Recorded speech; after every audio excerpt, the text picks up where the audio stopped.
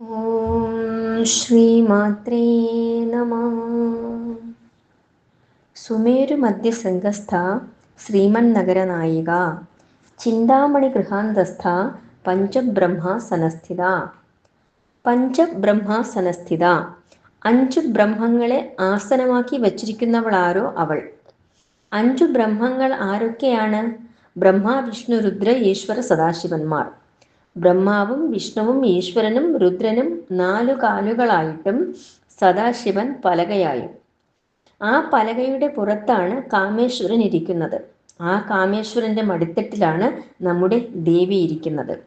ഈ 4 പേരും എന്തിനാ കട്ടിലിന്റെ കാലുകൾ പോലെയായി തീർന്നത്?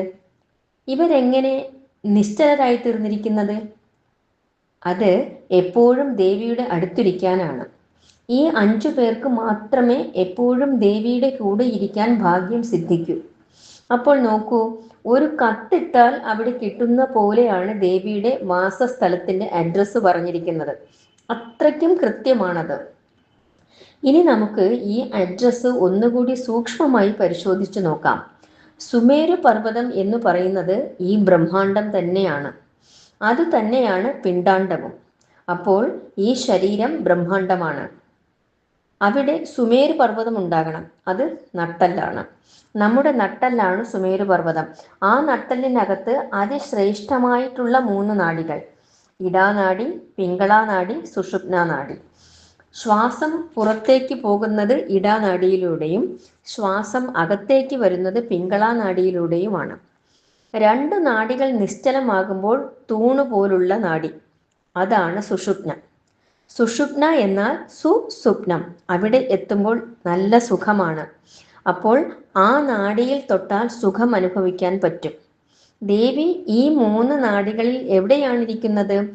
മധ്യശൃംഗസ്ഥ, സുഷുപ്ന നാഡിയിൽ.